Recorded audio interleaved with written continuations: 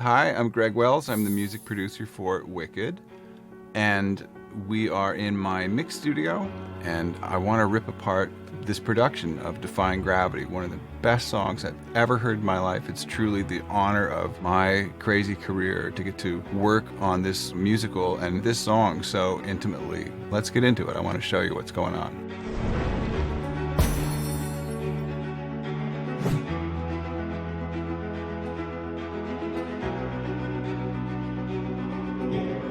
I doubt it's ever been done better, technically, the capture of live vocals on a set. When I got hired, the only two cast members that had already been hired were Cynthia and Ariana. And it's no secret that they are both total powerhouse vocalists. And if there was ever anybody that could stand in front of a camera in any kind of situation on a set and pull it off with total authenticity and authority, it's them. Most of my career has been as a record producer, and I know that if you're trying to go for something that sounds great, you've always got to go to the source. The source itself has to be the best sounding thing you can get. Those two sources, it doesn't really get better than that. Every version of Wicked prior to this movie has been with a live pit orchestra, which is really, you're physically limited by the size of where they have enough room to put an orchestra, which is usually 14 to 19 people. But we realized that we were making a movie here, and we could make it sound like an old vaudeville ensemble if we wanted to, which we did for some of the Jeff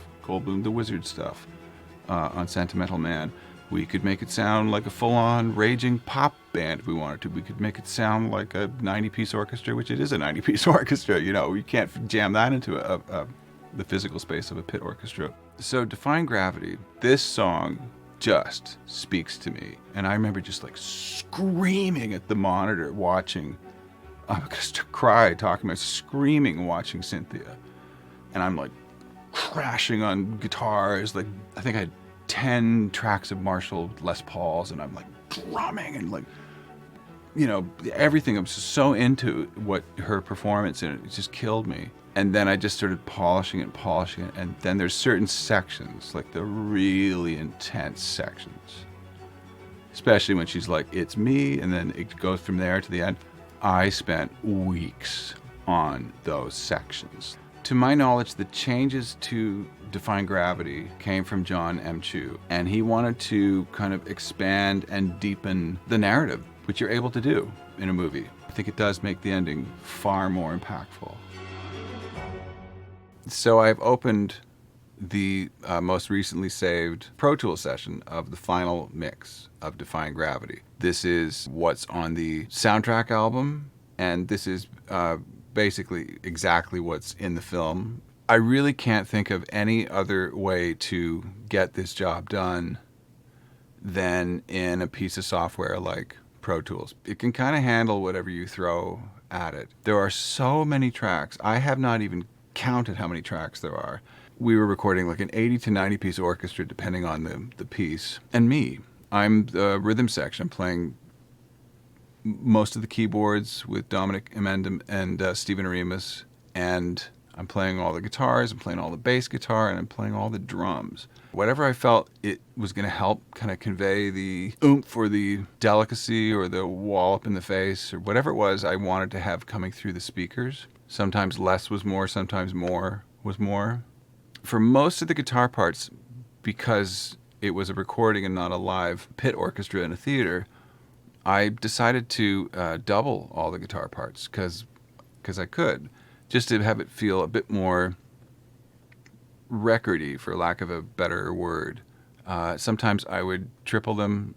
In the case of this one, where she, after she sings, "It's me," and then basically tells the wizard to go take a hike, there's just a wall of multiple guitars, distorted bass, maybe double, maybe triple tracked, this old Fender 6, which is a 6-string bass. Let's just go straight there.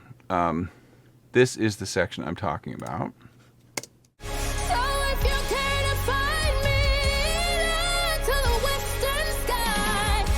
So I have the guitar tracks in front of me. I just want to start listening to some of what happened there.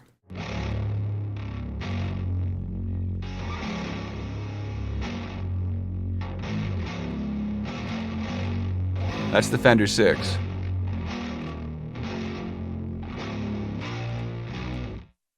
all floppy and totally out of tune. Listen to this next part.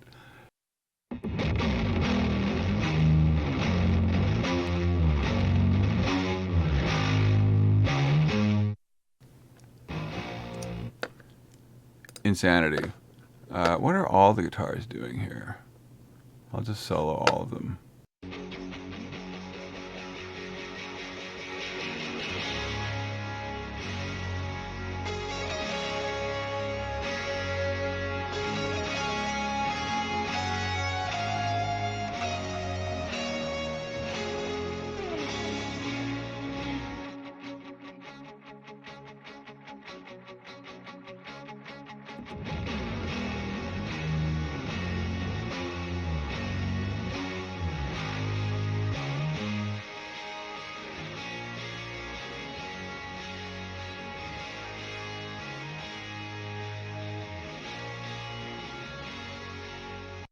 The other heavy bit that I love is when she's like, this bit here.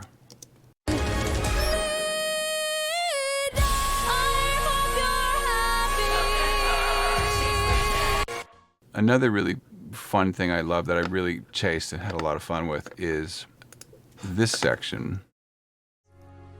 And leave, it's time to try to find. It's one of the best keyboard lines I've ever heard, and then really chasing that and trying to make it speak the way I wanted it to. Let's see if I can.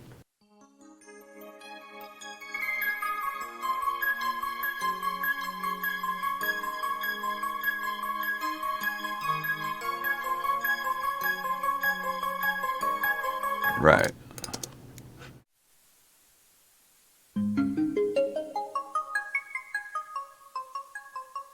Lots of layering.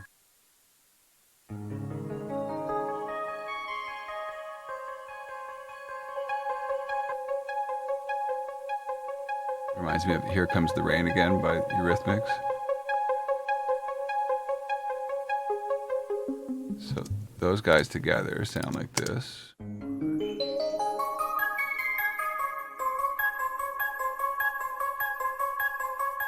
Blended with this keyboard part.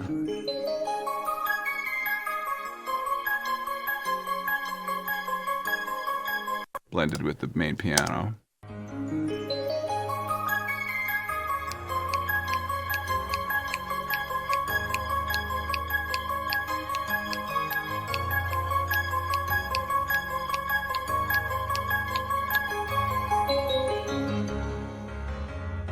Such great writing. Such great writing. Stephen Schwartz is something else.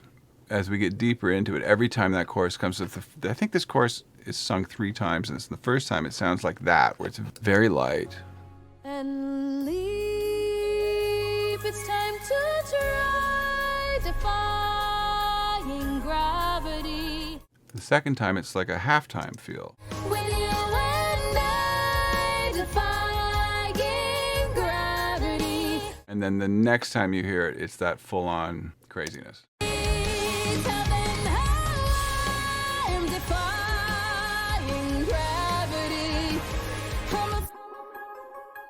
And those guys are still there.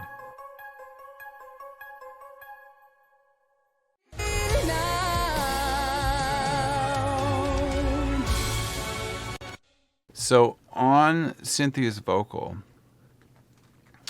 I have 4 different effects that I bring in and out. There's quite a lot going on, especially in the big sections where she's really, really projecting, really belting out and having to cut through a huge melee of sound. Something I learned a long time ago when working with the great heavy rock producer Terry Date, who's constantly having to deal with singers cutting over a massive wall of sound. He taught me the importance of very slight kind of harmonizer thing, which is not a new concept, but basically it just took the pitch down 6 cents on one side and up 6 cents on the other side, and just blend that in, and how that allows the vocal to just kind of float in front of a massive raging track. So I'm constantly using that whenever things get big for either one of the lead actors in this movie.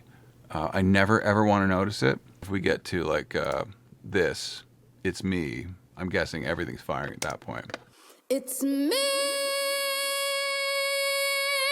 So if you care to find me, look to the western sky. Has someone told me lately? Everyone deserves a chance to fly. And you know, the thing that I have always loved about Pro Tools is, in particular, this is where the Pro Tools software really, really shines, and for me just dominates. It's the ease of being creative in the technical space. It's just so easy for me to set up routing like this. It's so easy. This is a really complex mixing template that I've got. Percussion low, percussion high, toms, the rest of the drums, which would include overheads and room mics, and probably hi-hat mic as well. I have one for transition-y sounds. There's bass, there's piano, keys 1, synth 2, guitar 1, guitar 2, guitar 3, woodwinds, brass, strings, miscellaneous 1, who knows, miscellaneous 2, lead vocal 1, lead vocal effects. That's Cynthia, that's Ariana, Elphaba, and Glinda. And that's the ensemble, a few different ensemble tracks. Lots of stuff going on.